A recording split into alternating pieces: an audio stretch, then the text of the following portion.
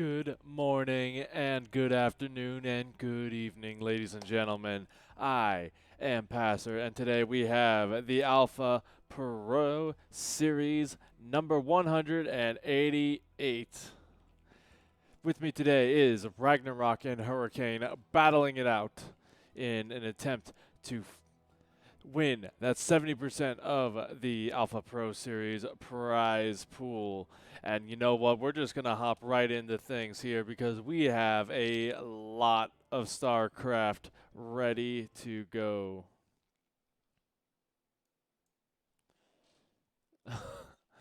and already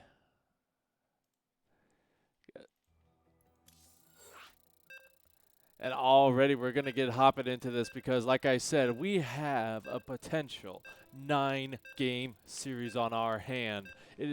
That's right, ladies and gentlemen. It is a best of 9 between these two juggernauts of players.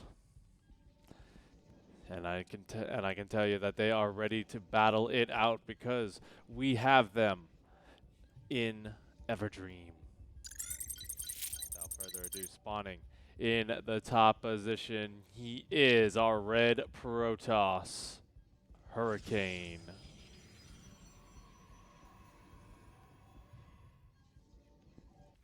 And his opponent down here, he's blue, but he is not unhappy with this. It is RagnaroK.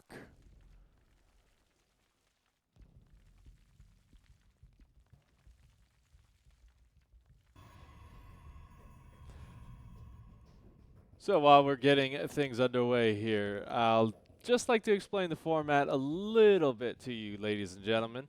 Basically, this is a best of 9 series, like I said before, and obviously that means the first to 5 wins is our victor for tonight.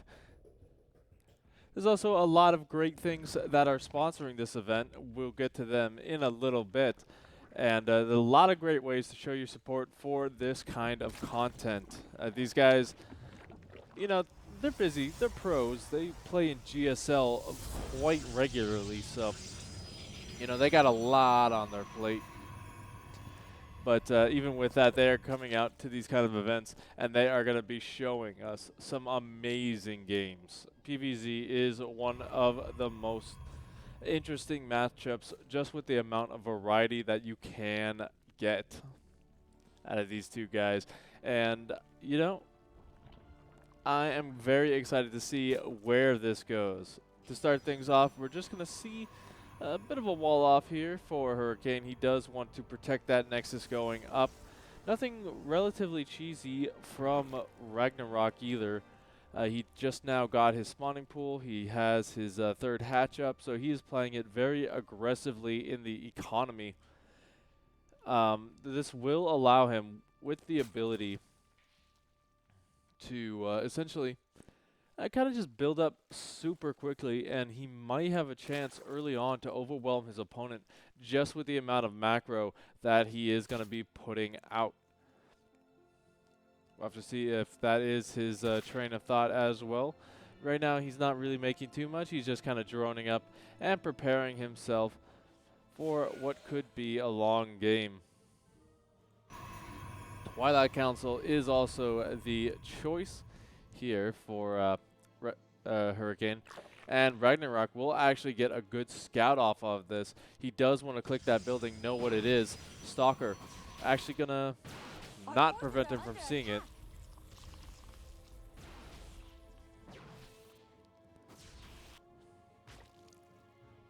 And on the other side, it looks like a Hurricane trying to get in there, but there is a very good positioning out of these Zerglings, making sure that nothing is going to get into his own base. Oh, but I really hope that RagnaroK gets a scout off of this, otherwise it's going to be very deadly for him. We do see Adept Glaives being researched, plus 3 gateways. This has the potential to do a lot of damage if it's not scouted out. RagnaroK once again going to be coming in here, just trying to get a feel of what's going on. He needs to kind of see this tech tree, but he will not be getting into the base. All he sees is the second gateway, and that really doesn't tell him anything right now. But he is going to play it a little bit more safe, and he is going to throw down that Roach Warren in the front. He could wall off entirely if he chose to, but he's not going to choose to for right now. With the War Prism coming in, first round of Adepts is going to be on its way.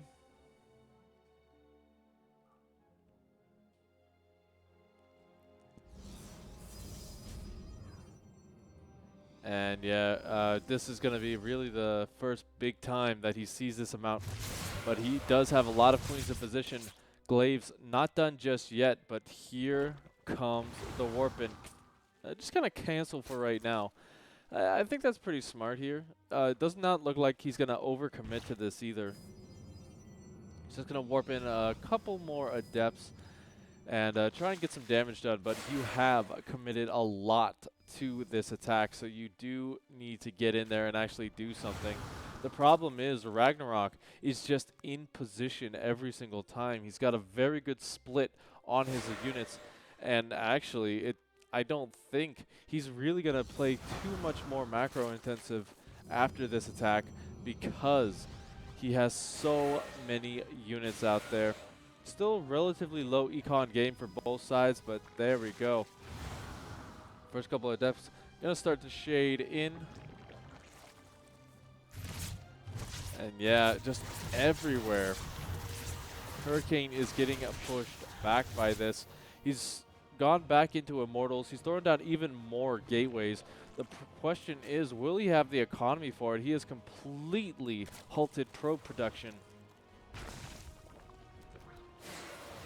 And RagnaroK still very far ahead in terms of that army count. If you take a look at that army supply, and a lot of that is in roaches too, so these Adepts not going to be the best for fighting that in the later stages.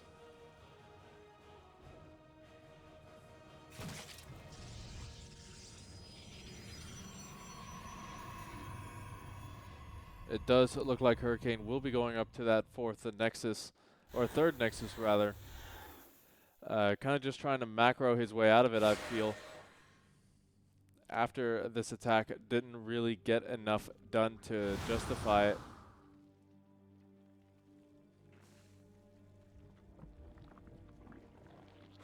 But I mean, you gotta give credit. He is still kind of, he's still kind of dancing around here, trying to get in there.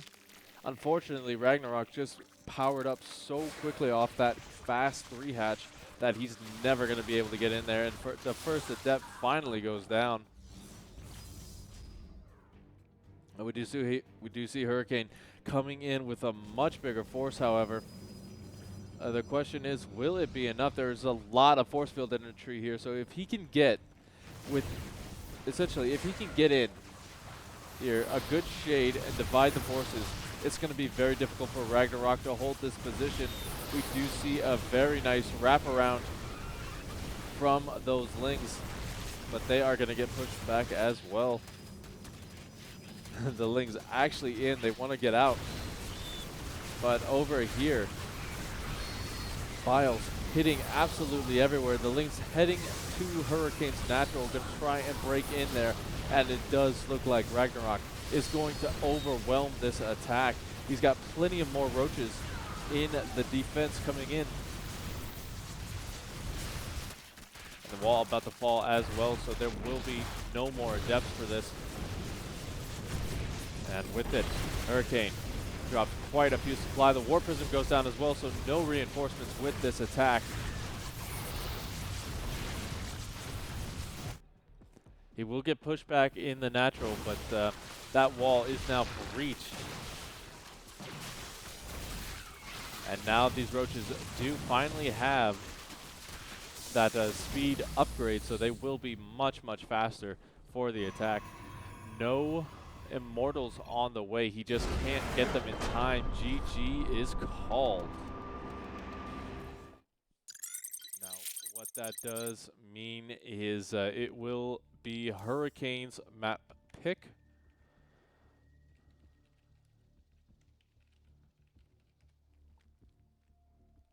And we will be going on from there. They have to play. They do have to play all 7 maps before they can switch it over. And yeah, I think everyone is pretty excited to get into the next one. Still a lot of new maps. Still a lot of figuring out to do on all fronts here. But overall, I do think that these guys have a pretty good idea of how they want to play each map.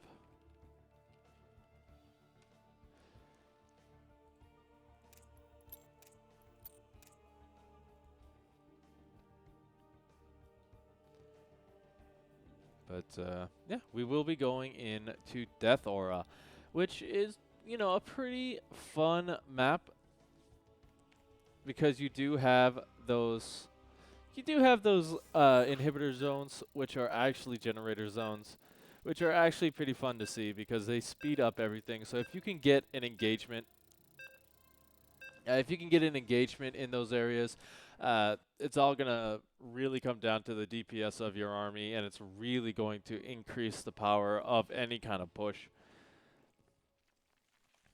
But you know, these guys, they've got a lot on their plates here because they do need to figure it out, because spawning up here in the top position, he is representing Alpha X, RagnaroK.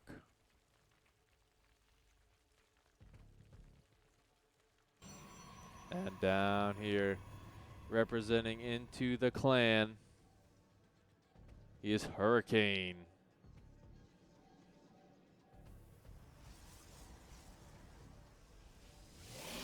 Now, if you guys are hanging out at home and want to know how to support this kind of stuff, you can head on over to Matcherino right now. We have a very special code, APS188. Use that code on the Matcherino page, and you can get $1 added to the prize pool for the low price of free. So with that code, you can do absolutely nothing, and you can still help support great events like that. This is actually cup number 188, so this has been going on for quite a bit of time. And it's all thanks to support from you guys. And if you want to figure out these kind of build orders and kind of study them, we also have a $3 replay pack on the Matcherino page as well. So a lot of great ways to support these events. And hope you all give them a little bit of a check out. Now, once again, RagnaroK going to get that third base nice and fast. That did allow him to really outpace Hurricane in terms of unit production very early on. And, you know, Hurricane, he's got to come up with a good one on this map. You can't really go back into the Adept build. You still can use the Twilight Council for a variety of different ways. So, overall, he does have the options here. But it's very easy once you go down 2 or 3 games in a best of 5 to kind of lose focus here. So he really wants to avoid that. And once again, it is going to be that Twilight Council. Now, one big thing is RagnaroK will not be able to see this just yet. He does not have the Overlords in position, and he's not going to dive in. So this is a little bit more hidden than it was in the last game. RagnaroK, however, he is no slouch when it comes to this stuff. He has seen pretty much everything that can come out of that building. So once he gets a handle and realizes that it's something to do with a Twilight, he will be in a much better position. And there we go. We do have the Dark Shrine Hurricane getting cheeky in game number 2.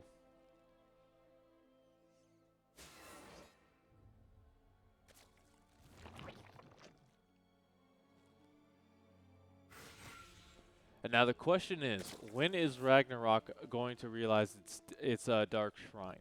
You do have a Stalker kind of hanging around, just trying to make sure that any OV that tries to come in will not be able to do so.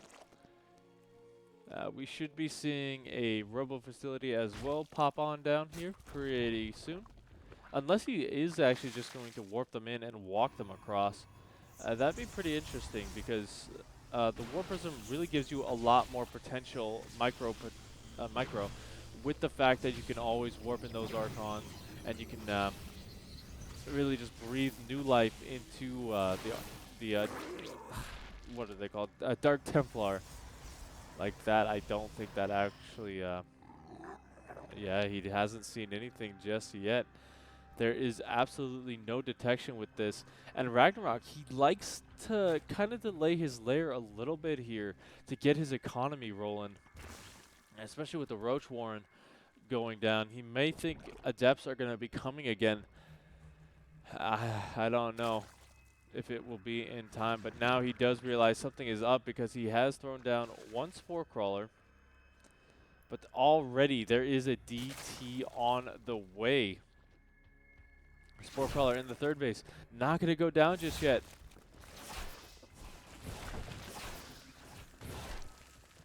Oh, that DT, not long for this world. He almost got the Spore Crawler as well. So far, losing one of those Templar for two drones. Not too bad here, but look at that. RagnaroK just gets it the second it hits into view. Now, behind this, it does look like RagnaroK wants to attack with such superior numbers here. If we take a look at that army size, it has grown exponentially.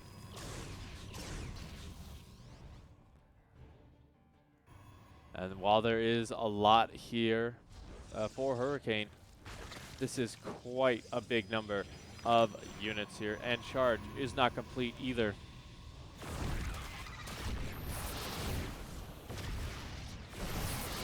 RagnaroK getting a good surround on those force fields and gonna go down very quickly here. The max recharge is set and it is saving these stalkers' lives quite heavily, but the Biles just doing more than enough to finish things off here. Hurricane, he's relying on the last of his warpits to make sure that he can survive in this game. Question is, will it be enough? Because now there are Archons. It's a lot of splash damage. A good number of Immortals are out as well. But they are just getting taken out here. I think RagnaroK, he's just going to go for it right now. Behind this, he is getting plenty of drones warped in. But the energy on the shield battery is running out.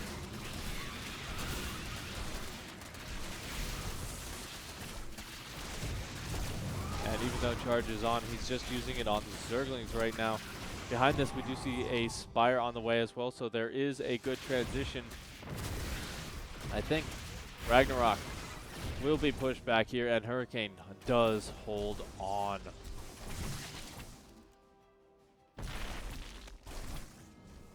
Although I do like this, the retreating units keep forcing the warp in back at home.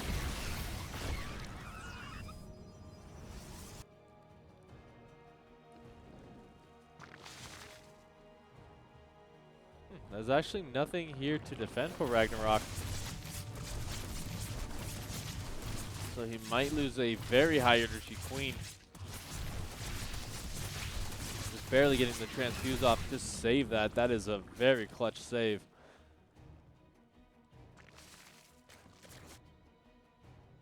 Now it's Hurricane's turn on the attack. Not that many units coming out for RagnaroK right now. He's got to realize that this is on the way. He's got mutas on the way, but there are Archons. Like, there's 2-3 Archons with this attack. It's going to need a lot more roaches to deal with those. And I don't know, will it be enough? Already the forces of RagnaroK are divided. There are no Ravagers, so those force fields going to be around for quite a bit of time. He's overtopped the Overlords as well. I think these mutas are not going to be too long for these worlds. All they're going to be able to do is take out the Warp Prism, but already 23 workers going down in the natural. And I think that's going to be it. Hurricane brings it back to a tie game.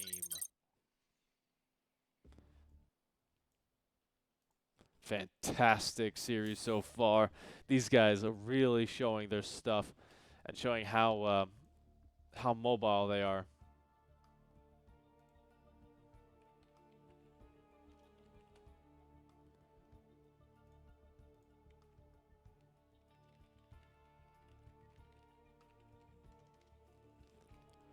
And while we're getting this next game set up, I would like to throw it on over to a very quick shout out. My name is Rushy, and thanks for watching our StarCraft 2 content brought to you by Alpha X. Productions like this are made possible by support from our sponsors, like RagnaroK Company, the maker of men's grooming products designed with good uncommon scents, like bourbon and oak. It's a smooth, lively scent designed by Cramos scent experts with a layered blend of distillers' spices, bourbon, and white oak. It's just one of the many uncommon scents you can experience in Cramo body wash, body bars, barber-grade shampoo, and their new antiperspirants and deodorants. Check out their sponsor quest to learn more about Cramo, or look them up at cramocompany.com. Thank you for supporting Alpha X, and thank you for considering checking out our awesome sponsors. Now, let's head back to the action.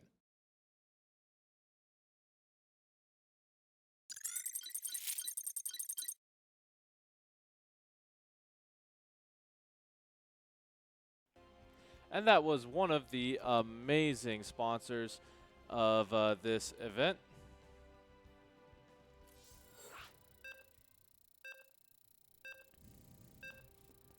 Cramo. But yeah, that did give us the time we needed to go into Golden Wall. Now, the thing about this map, remember, this is split into two different sides here. You got the back side for the backstabs and the front side, which has that gold expansion. I don't know if either of these guys are going to be able to take that, though, with how aggressive these games have been so far. But let's find out. Spawning in the top of the bottom, it is RagnaroK.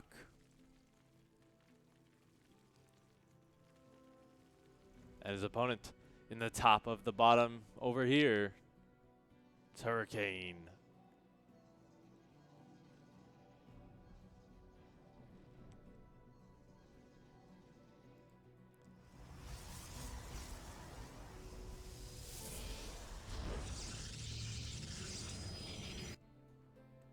So, talking about the map for just a second. The big thing about it is you do have, remember, these back rocks, which does open up a very nice to easy to secure, roughly, third base. It does look like Hurricane, however, is going to be looking to kind of get into that side of the map relatively quickly here. Already sending that one probe to excavate the area. Now, that does open up a lot of possibility for RagnaroK if he does decide to kind of break into this area himself, because he will have the more mobile units. He will have a little bit of an easier time getting over to his opponent's side, and it's kind of going to be interesting to see for him, just to know what's up, and yeah, kind of just. It opens up a lot. Excuse me, I lost my train of thought here. I apologize. It's 4 a.m. and I've forgotten my own name. But it does look like RagnaroK is going to be taking that early gold base, looking to secure these minerals here, which will give him a big lead in the early game. Later on, it will not be as good because those minerals are not as rich as they can be, but you know, Hurricane is going to be looking to get some damage done early on as well.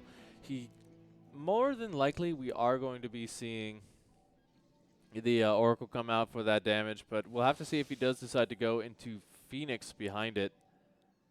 Those Phoenix very good just for the harassment and jumping between locations here. I think if they park themselves back here, it's a lot safer to clean up the units there. It does look like Hurricane has actually stopped the opening for just a second. Now going to be going back into it. Well, the depth is going to come in here. Not really going to see too much here, as RagnaroK has not chosen his path just yet.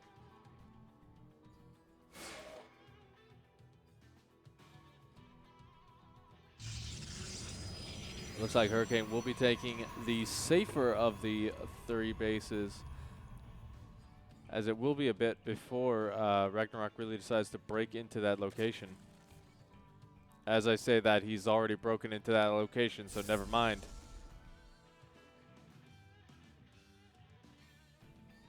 But Oracle is gonna see these Lings on the way, and the reaction is gonna be throwing down that shield battery and blocking off the wall here rather than throw down his own Nexus just yet. Oracle gonna come in getting 4 workers, but will have to be careful here. Now it is so weak. You really do want to keep that alive just for the revelations in the later stages. But behind this, we do see that power-up economy coming in for RagnaroK. He's got 11 workers on the way. And that's really the time when the Zerg player... This is really the time when the Zerg player can really just start to kind of explode in terms of that economy. He's still a little bit behind Hurricane right now, but...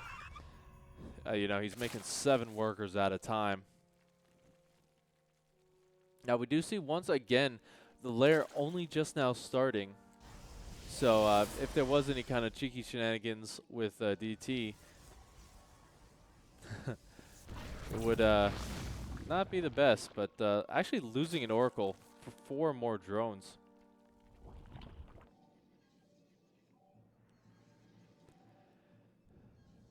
So behind this, we do have, once again, that Twilight Council going down. And he will be getting either Colossus or Disruptors as well. We've got the Robo Facility down somewhere. Okay, there it is. I am blind. But yeah, we do have the Robo Facility going down and the Robo Bay complete. So, we will be seeing those high-tier, high-tech units coming out. And which would be a good choice here, because RagnaroK has not been committing to his army at all, essentially. Just kind of relying on these Lings. Trying to force his way in, but always getting pushed back here.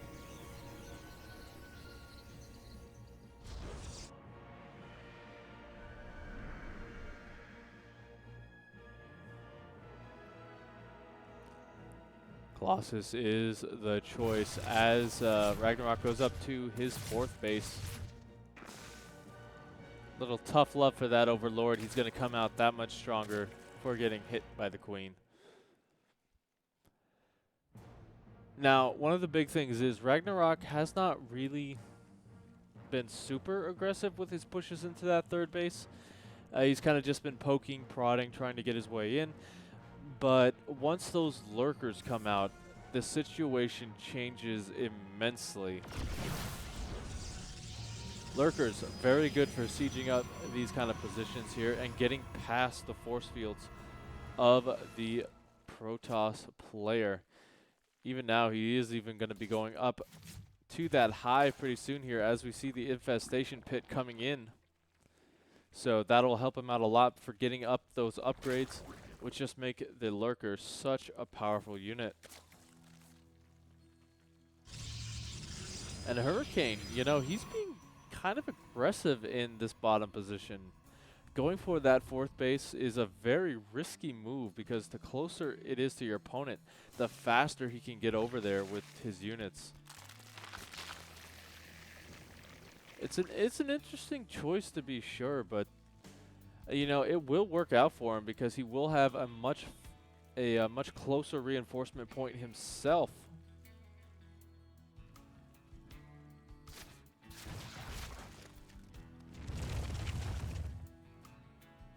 Revelation going down on this base. Not really going to see too much, just kind of the usual. Hurricane also going to be setting up for a little bit of a cheeky poke here, but there is a lot of vision on this top side to kind of prevent that kind of deal.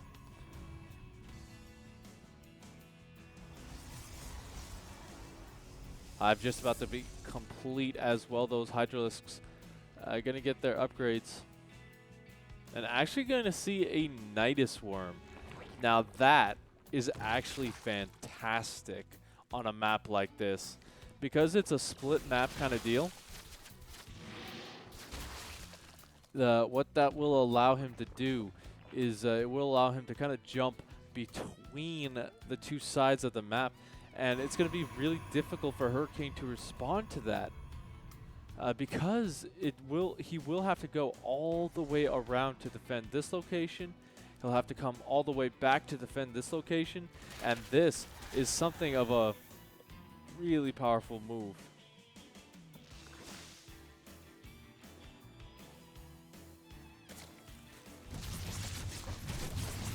RagnaroK taking no chances with this bases either. That is a lot of spines going down.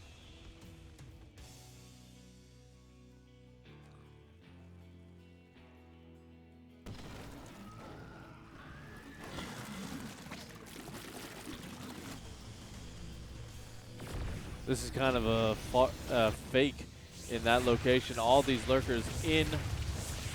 One will go down, however. But like I was saying, look at the distance that these units have to go to get to this location, and it's really going to force Hurricane as well to split up his units. Colossus still going to be pretty powerful versus these lurkers until they get that range upgrade. But this position still fully under siege. Even the Cybernetics Core is under threat. Once that goes down, there's going to be no more Adepts, no more Stalkers. And RagnaroK already gearing up for an attack there. Look at that, even keeping the Observer from coming out. And the Nice Worm in the main base.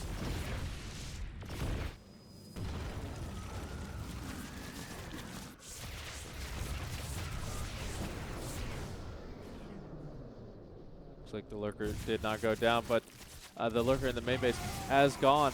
If he wants to get the Robo facility and get out of there, I think that would be the best option. And there we go, he does get that. He is going to get pushed back on the bottom position though.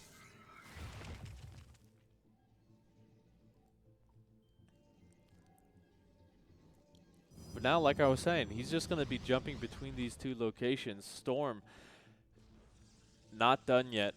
Not even started, so he's only going to be using these for Archons for the time being.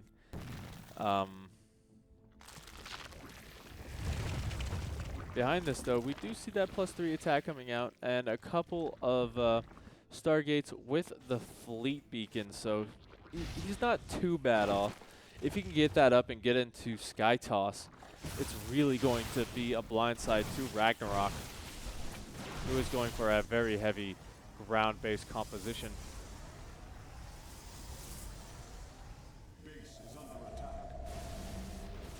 It looks like on this position, Hurricane was out of position. He will lose his 4th base, and this is going to be very difficult for Hurricane to engage into. Looking at the amount of DPS these lurkers are putting out.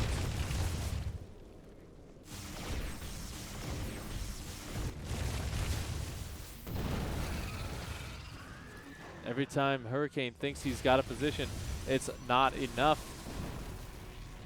Picking off a lot of the reinforcements as well. And it looks like Hurricane going to go for the surround here. But there is just so much firepower with these lurkers. RagnaroK will lose a good chunk of them, but still takes out so much of Hurricane's army.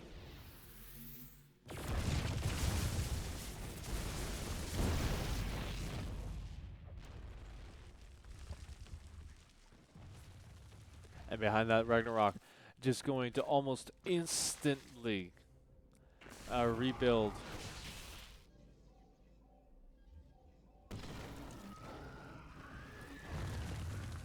Lightning swarms everywhere. This is so bad. Taking a look at that fight. A big dip for RagnaroK there. And it looks like RagnaroK not going to be mincing time here. He does not want those carriers to come out. And once again, he is in position with these guys. He does have that range upgrade as well, so these lurkers still going to be able to get through these force fields.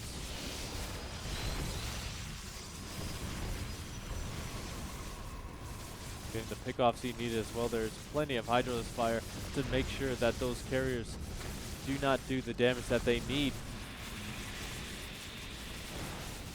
You can pick off the Templar Archives as well. That would be a huge pickoff because that would mean the end of Archons here.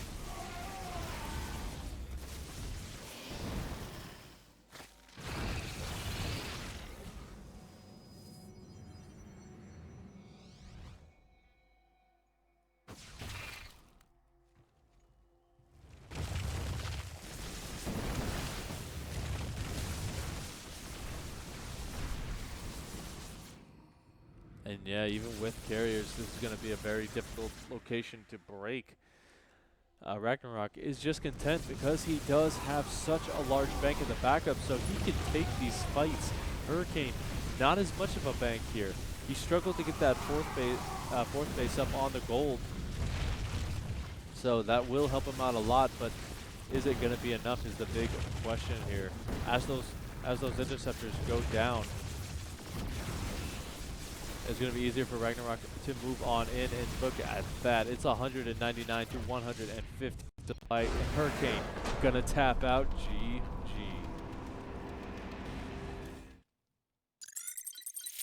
3 games down, and yet we still have no clear-cut winner.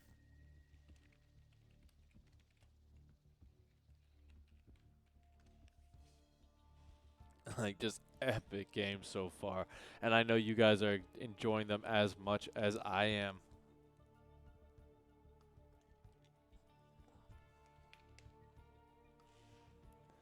But that does mean we have 4 games left here, and while they're getting this last... Actually, no, not yet. But yeah, it is Hurricane's choice, so once again, it is loser's choice in this series, which is, you know, great as a comeback mechanic. You know, you get to choose the maps you're more comfortable with. You are able to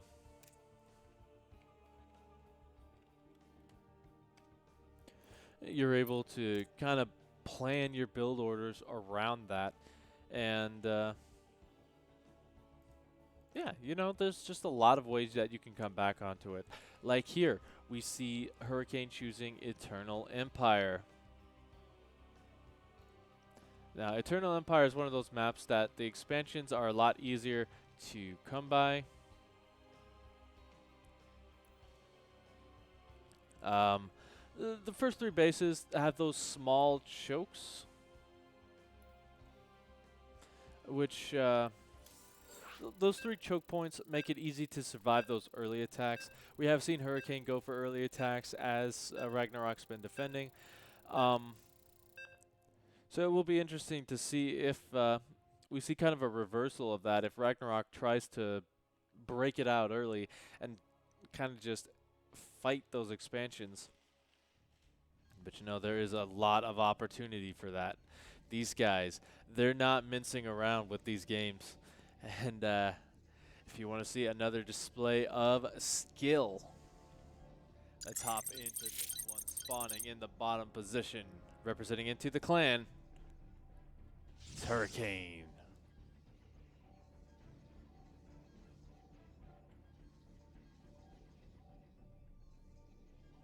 His opponent in the top base is RagnaroK.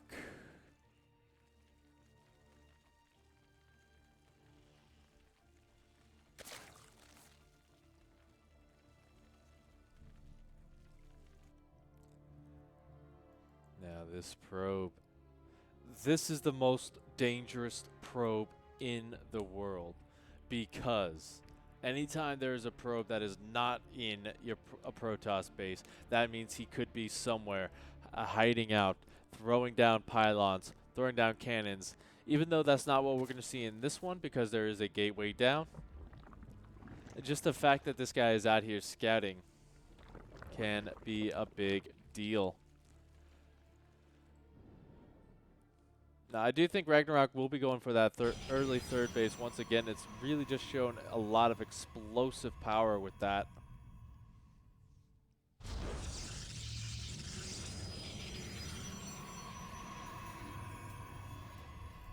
But I'm really interested to see what Hurricane does behind this.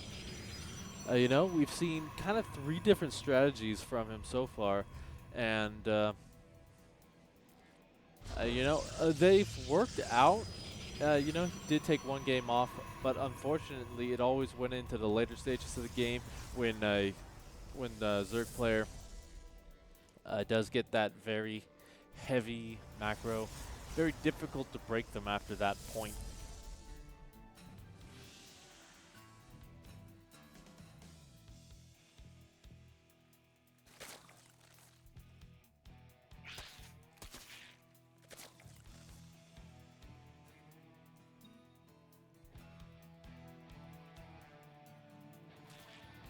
Once again, we're going to be going into the Twilight Council. So the question is it going to be for DTs or is it going to be for Adept Glaives once again?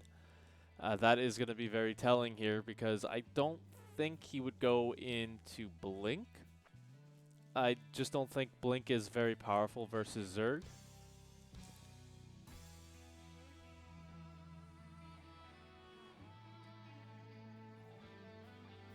But we will have to see here as that finishes up what is going to be researched and what is going to be thrown down. Once again, it is going to be that Adept Glaive build.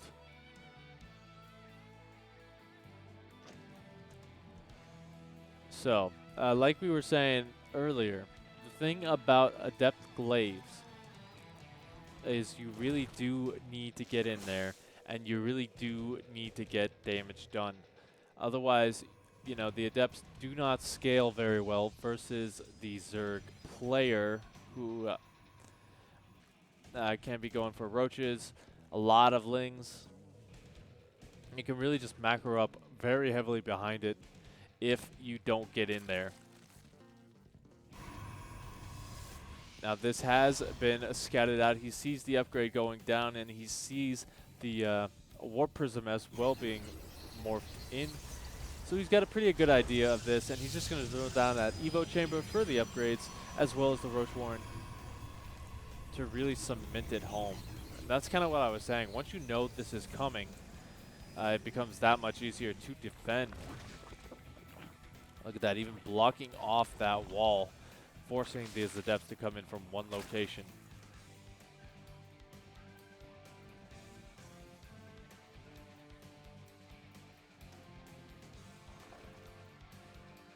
Third base, not going to go down just yet. He's focusing pretty heavy on this.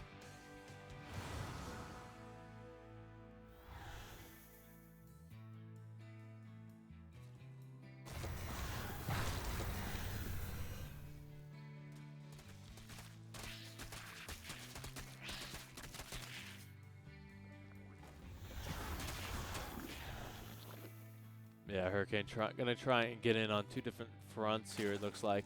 But the roaches, unfortunately for him, are going to pop at just the right time. He will get a couple of drums here, but good pull from RagnaroK, going to go deal with this. Although this does leave an opening in the natural base. And now here's some good damage coming in. 8 workers going down. That's a pretty good start here, especially since Hurricane is up almost 18 workers. And yes, I can't do math.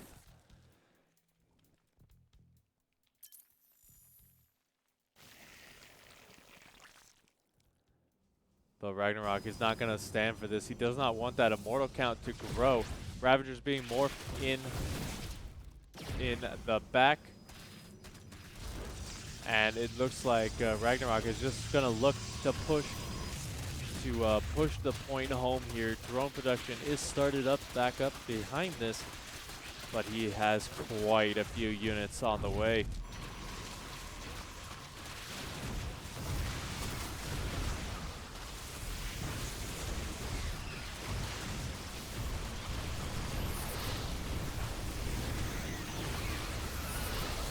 Ravager is going to be cleaning up those force fields. There's still a ton of energy left, and there is still shield batters in the back, so this will be a difficult position to hold, to break. But it looks, but RagnaroK does have the stuff for it. Double the army supply. Doesn't have +1 attack, so that won't be an advantage. But the Hurricane is actually pretty heavily supply blocked here. Only just now going to be able to restart unit production. The Immortals have the potential for quite a bit of micro now with the addition of that War Prism. He did not lose it this game, unlike the last time he tried this strategy. But look at that Vile energy. Just so much power with it. RagnaroK is going to back off, however. He does not want to overextend here. He just kind of wanted to use this as a chance to build up his economy back at home without fear of reprisal.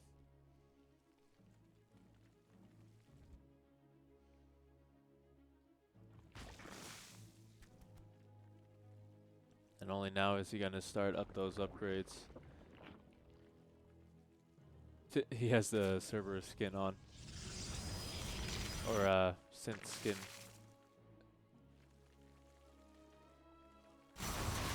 Once again, he is going to get the third base, however, so Hurricane going to be struggling on his economy for a little bit. He does get the cancel off.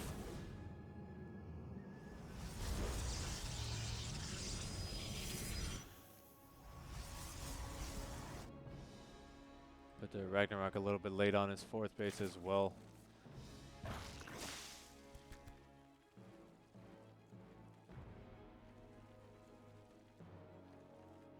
Behind this, it does look like RagnaroK's going to be sticking on this Ling Roach Ravager style, as he's added in the Banelings as well. Disruptors going to come in as well. Those shots are going to be absolutely massive if he can get them off, as there is nothing to shoot up, so he can just fly around pretty quickly.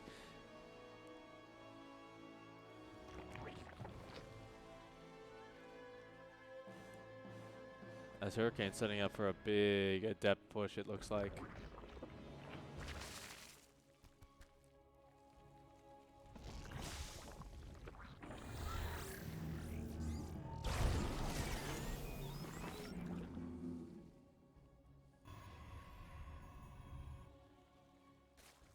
I'll have to keep an eye on that War Prism.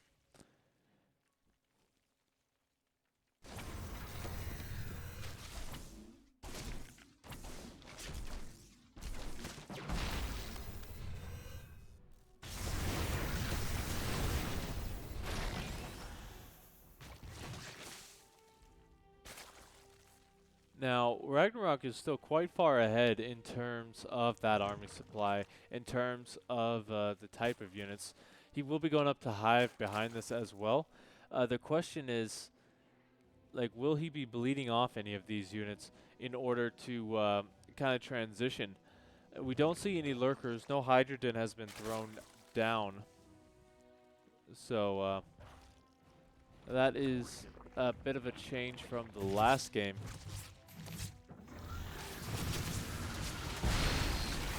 Huge connections going off right there. Tried to kill it off, but he could not get there in time. War Prism's still dancing around.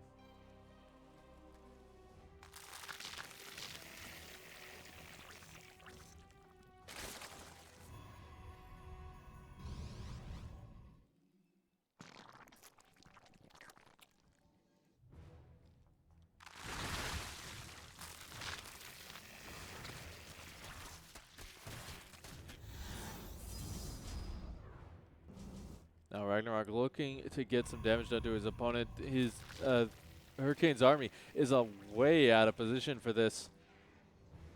And we'll have to see if he does decide to recall.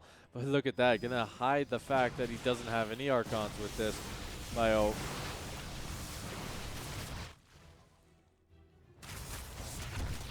Looking at this, and RagnaroK's actually gonna come home for this.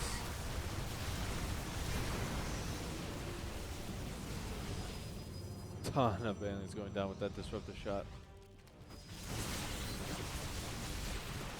Now, the thing is, you do have to be careful here. I think he's realized that those Archons are not real. The Banelings swarm coming in. Good splits. Gonna keep most of these units alive here for Hurricane. That was a big chunk of army supply for RagnaroK, but he still has quite a few Ravagers in the back. Recall has been used to bring home some of the units. 7 workers going down, and he did kill off the base, which is fantastic. But that was a huge loss for Hurricane there.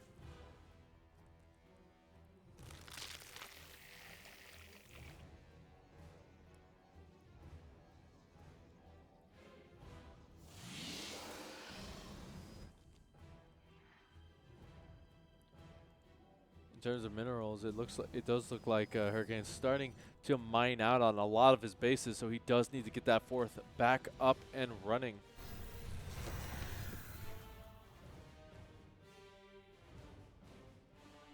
Colossus drops.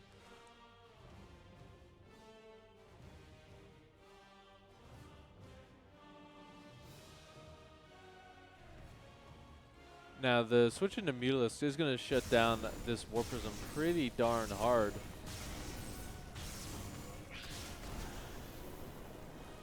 There's actually not that much that shoots up here for Hurricane either. He's still going into Colossus production.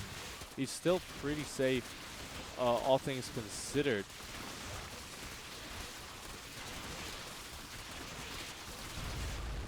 Like, he will be able to get Archons and such, but losing 8 more workers.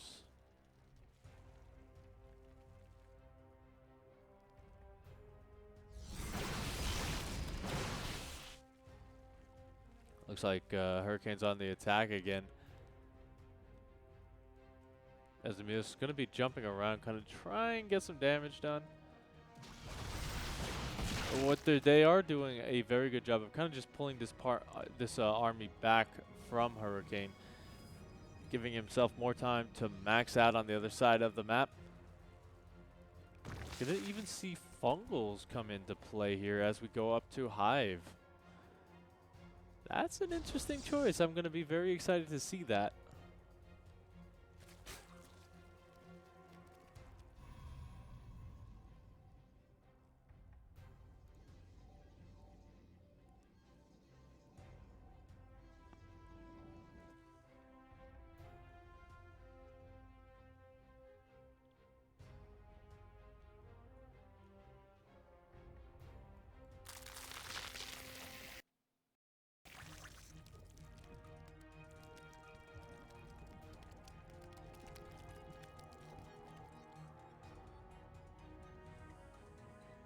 Once again, Hurricane going to be moving in. I like the fake Archons. He's really just trying to bait these units into exploding on top of them, but it doesn't look like RagnaroK is taking the bait, going straight for the Colossus.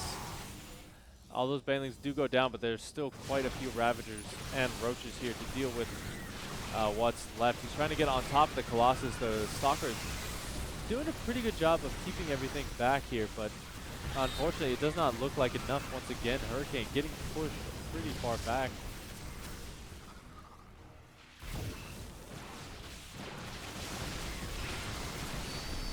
And there we go with the yanks forward. Now pretty much all the units of Hurricane are under threat, especially the big meaty ones. And there we go, Hurricane drops in this series. But you know what, guys? I gotta tell you, games like this are only made possible with viewers like you. So I need to introduce you to one of our sponsors, G Fuel. You know G Fuel as the official drink of esports, and right now they're inviting you to take a trip down flavor memory lane with their new G Fuel bubblegum. It's their newest, mind-blowing concoction made with zero sugar and packed with antioxidants and vitamins. Be transported back in time with this classic taste of childhood while getting the energy and focus you've come to expect from G Fuel products. Check out their sponsor quests on our event page for more info on how to get your hands on G Fuel's nostalgic taste. A take on a time-tested favorite.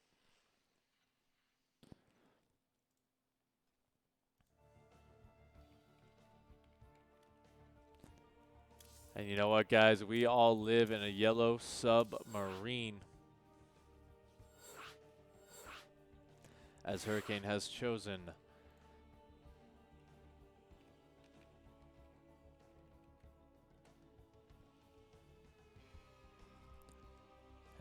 Chosen yellow submarine as our next map.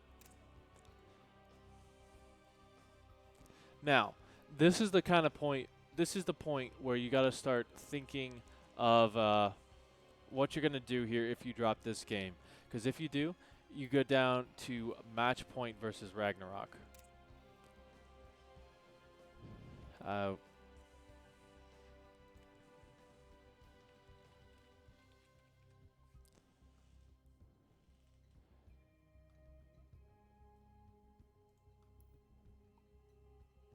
All right, looks like we're all ready to hop into it, but yeah.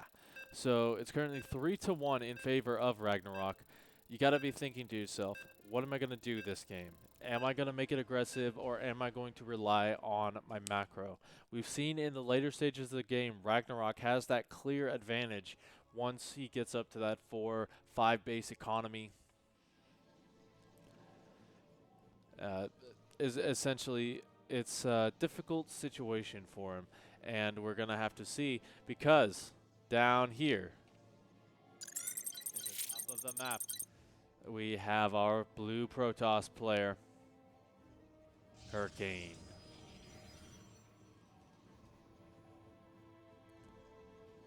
His opponent in the bottom position, he is RagnaroK.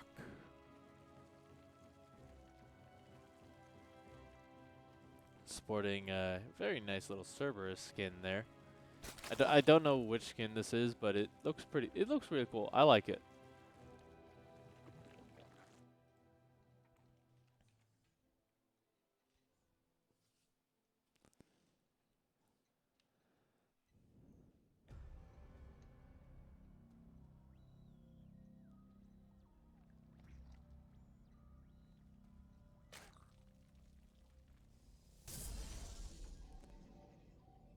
So, you know, not really too much going on here. In terms of Hurricane, we are going to have to see if he goes for that Stargate play once again, or if he's going to stick with the Twilight Council, as he's done, I think, roughly 3 out of 4 games in this series. Now, he did get a lot more damage done in the last game than he did previously, but you know, just once RagnaroK gets that economy going, it's just really difficult for Hurricane to respond to that, as RagnaroK able to kind of remax as soon as he uses up his units here, especially with that Archon, with those fake Archons, not taking the Baneling hits like Hurricane was expecting.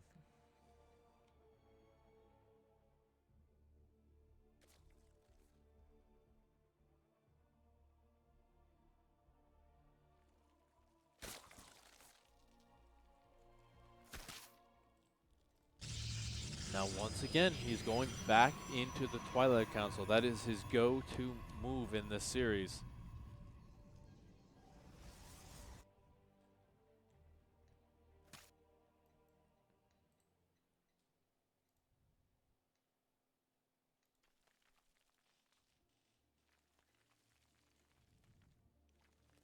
The question is, will he go into DT once again?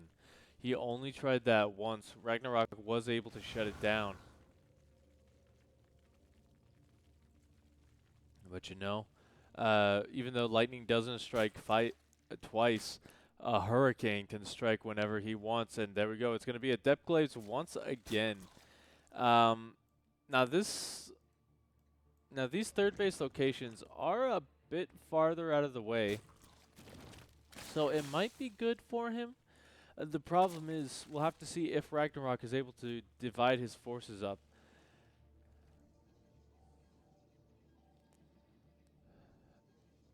And we'll have to see as well if RagnaroK is going to see this.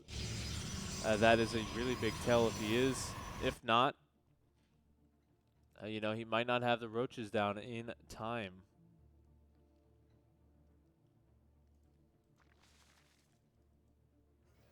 Okay, so he did see the Twilight Council and the Robo Facility, so he's got a pretty good idea of what's going on here.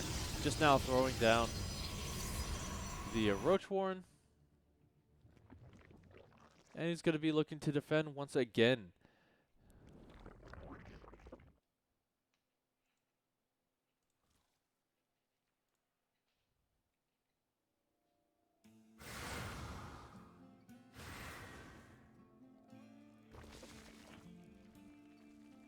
You know, this is actually a really crisp timing here because the Glaives will finish up before you can even start the Roaches. And I think RagnaroK realizes how quick this is actually going to hit because he's throwing down a Spine Crawler in the front to try and help out. But now here we go. These guys have a little bit of a window. And RagnaroK has to be able to not take damage from this.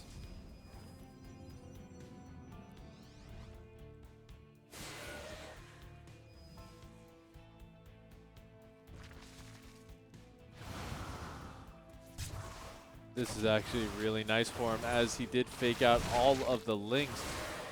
We'll get a couple of those roaches as well. Actually just going to keep fighting it here. Not the best decision, but he will be picking off some of those roaches, which will make any kind of follow-up attack, which RagnaroK has been doing, a little bit weaker. You don't want to lose too many of those adepts though, and he is going to back off with this. I do like that he's going to be trying to hit in 2 different locations, though, because that is the way to do it.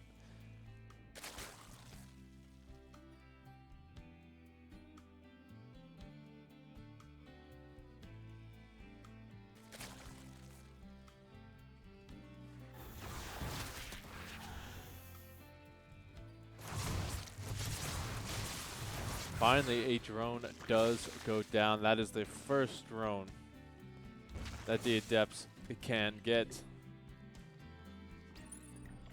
And you know, that lair almost about to finish up this time once again. And we do see him going up to 4 gases, which kind of tells me that this is potentially a Muta play. I would really like to see that because we've seen Hurricane hasn't really gone for any kind of anti-air until later on in the game. You know, not that many Stalkers. Archons a little bit later. Yeah, that would just be very powerful here, I feel. Even going up to that 5th gas as well.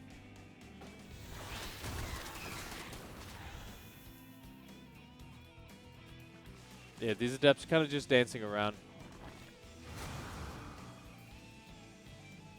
Yeah. Okay, so no Spire. He is just kind of ramping up his roach production with those additional gases. Now, once again, Hurricane is going to be on the attack. He really doesn't want to give any kind of angle to his opponent. He wants to make the decisions on where this game is going. No third base yet for Hurricane either here. He's halted pro production at 44 once again. So if this attack doesn't work, he's going to have a little bit of a rough time to macro his way out of it. A lot of RagnaroK's forces, however, are on the other side of the map trying to break down that wall. But a lot of the force field energy has been used up here, and the Vials still doing a fantastic job here. This round coming in from what little is left, and even stopping the Warp-In. Warpism gets taken out, and I don't know if Hurricane can really fight his way back here.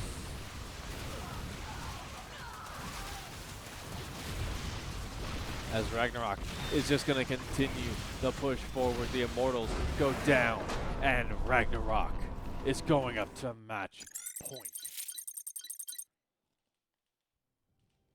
So Hurricane placed a lot of bets on that attack. Unfortunately, it did not work out for him. But you know what? He still has a chance to come back into this. We are still in a series. And you know what, guys?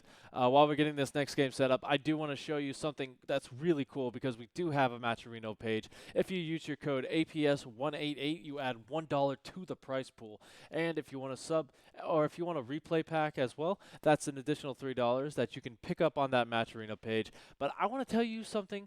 Actually, I don't want to tell you. My good buddy Rushi wants to tell you about a new feature on Matcherino Quest. So let's give that a check out while we get this next game started.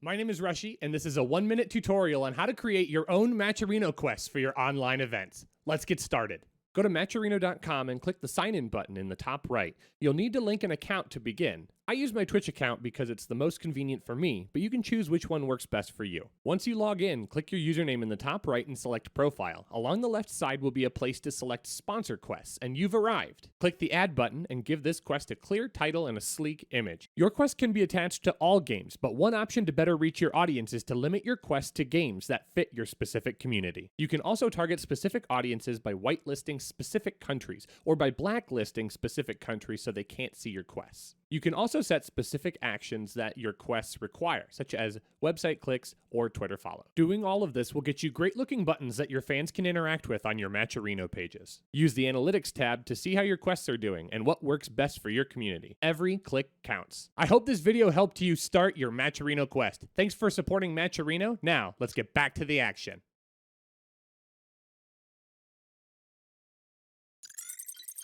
And that actually did give us the time we needed. The potential last game here coming on up on Ice and Chrome.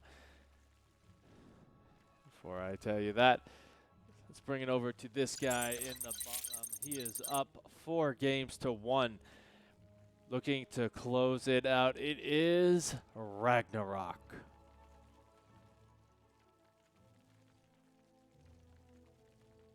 And his opponent, he has an unstoppable wind that tears through everything in his path, looking to tear down this Zerg. He is Hurricane.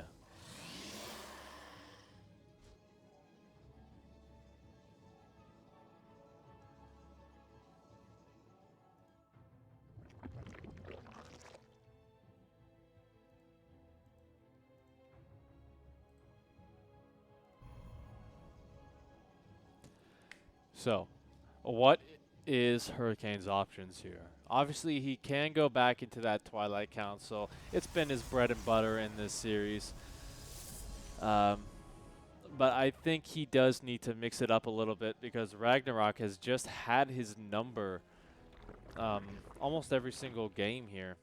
Hurricane has been able to get some good damage done as well in the mid to late gate stages, but unfortunately he just gets overwhelmed so quickly.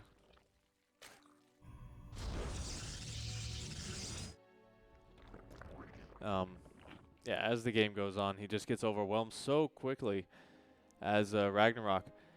Not really, he's not really too worried about it because he does get that economy up early. Even when he takes those losses, he still has that powerful economy.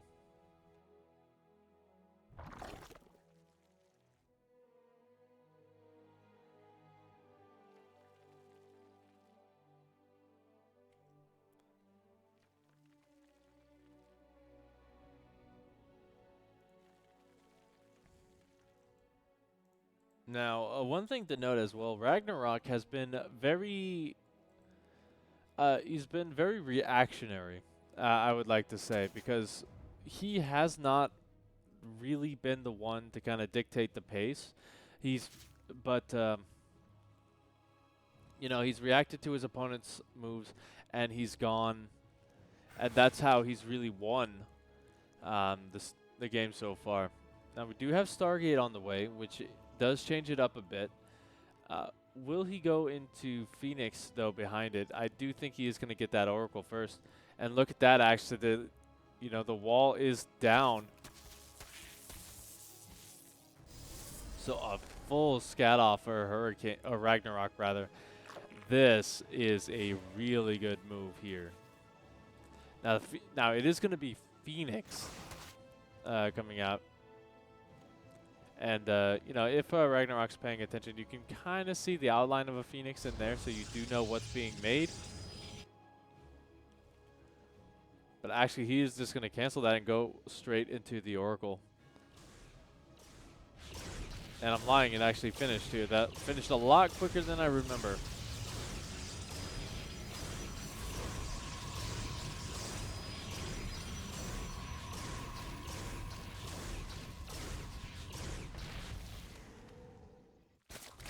Yeah, that Phoenix First is really a nice little addition, because what it allows him to do is kind of pick up those queens that when they're isolated and get in there with the Oracle and do a bit more damage than he normally would. That RagnaroK behind this is just kind of macroing up, doing what he can to get up to that very aggressive economy here. Even getting that +1 attack on the Lings pretty quickly here. Now, that kind of tells me that we might actually be seeing an attack come out of RagnaroK soon, because that is a pretty early upgrade.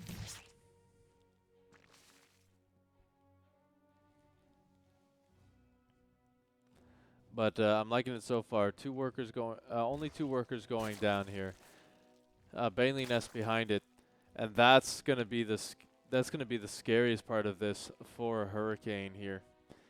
Now, when you go for that Stargate play, you don't really have a lot of units behind it. You invest a lot into the Phoenix, a lot into the Oracles, and then your attack's a little bit delayed because of it. Even losing the Oracle is a pretty big deal there, because that takes away a lot of damage output.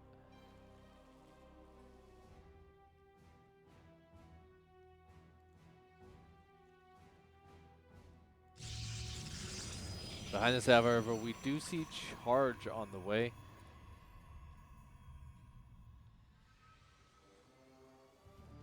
But I don't know if that'll be out in time, because we do see... Oh, this is going to be vital here. This is scattered out the Oracle. Going to try and do what he can to finish things off. Just going to go for the pylons there. Does not get to the full wall off. The Sentries forced to use all their force field energy, so they will be going down as well. Now RagnaroK is just going to heavily commit to this. I mean, the Oracle is doing a really good job of protecting everything here. Now RagnaroK not really going to be able to get up to that big number of Lings to deal with this. So he is just going to kind of back off for the time being and get back in with those Banelings. Yeah, those Zealots going to be in for a world of hurt. The surround comes in. The probes very exposed, but you can't just explode for any probe. You need to get the perfect probe connections. Wall. Going to be just barely saved by that shield battery. And what I like about this for RagnaroK, it looks like an all-in. It smells like an all-in, and it tastes like an all-in. But behind this, he is actually expanding. He's got the lair on the way, the roaches as well. And Hurricane is once again just contained to 2 bases.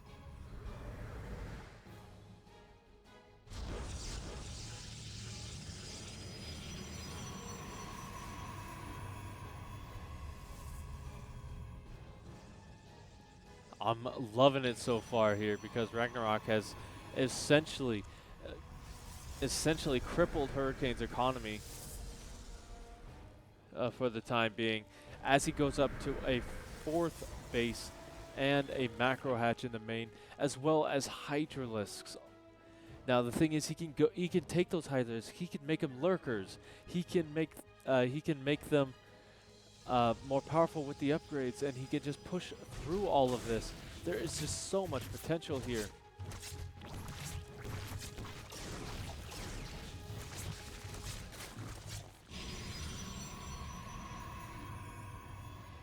There are Archons on the way.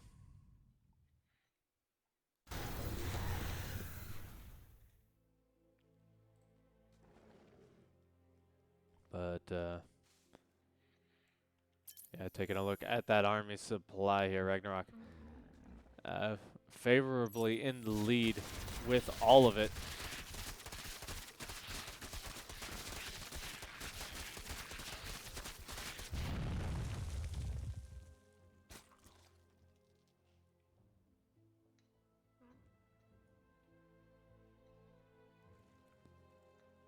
Now, these small little run-bys are nice for a Hurricane. He does need to kind of dampen the economy here, and I love how he dropped the Archons right on top of the Lings. Now starting to get a little bit more damage done. There's yeah, the Archons gonna be kind of stuck in that War Prism here. I think he should just recall them. One big difference in this game, though, is he is gonna be going for Storm. So that will help him out immensely with this. But, you know, we did see some very fun units.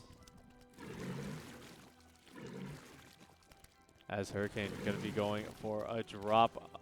Many Hydralisks, many Slurglings. And, you know, not that much vision on this side of the map for a Hurricane, so he won't really be able to see this coming until it's right on top of a lot of his production.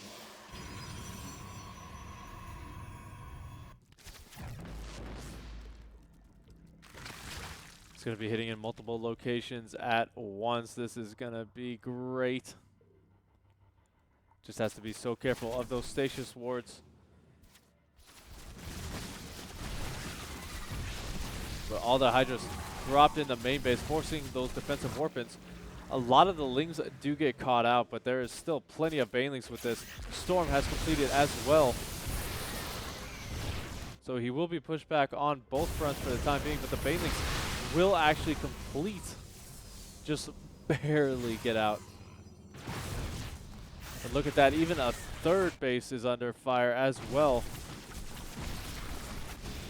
And RagnaroK going to be looking to just hit every location as once the Storms hit the Banelings and clean them up. So once again, RagnaroK is going to be pushed back in all three locations. Although he did thin out his opponent quite heavily here. It's currently 76 to 48 army supply.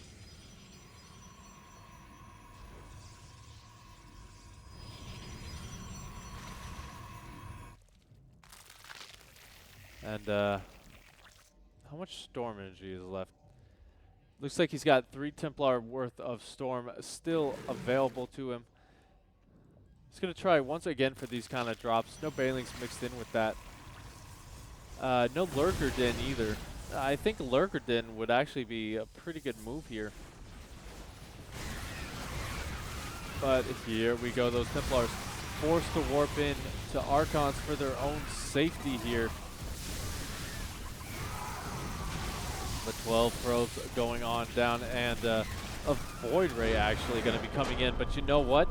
It's not going to be enough here as RagnaroK takes the series 5-1. What an incredible series from these two players here. Congratulations to RagnaroK. And you know what? Before we go any further here, I do want to show you guys one quick thing here, how to use that Matcherino code, because there is still time to add money to the prize pool.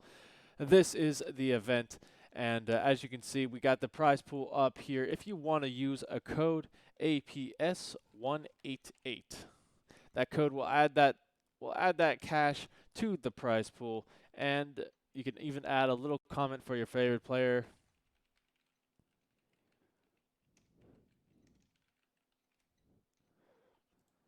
and that adds the money to the prize pool. You also have your survey quests as well as sponsor quests that you can complete to add even more cash to the pool. So in order to use a quest, we're just going to go over here. I will authorize that. Okay, I can't actually do that. But yeah, you can do things like add a survey. We'll try that. Yep, and there you go. Now you can click the link, go to a survey page, and yeah, just fill out the survey. It adds $2 to the prize pool. But anyway, guys, that is going to be it for us right now. Congratulations once again to RagnaroK. I've been Passer. If you like what I do, Twitter handle is down there in the description. And yeah, tune in once again for another great Alpha Pro Series event, as well as all the great content brought out by the Alpha X team. Check out our sponsors on that Matcherino page, and yeah, thank you for tuning in. We'll see you at the next big event.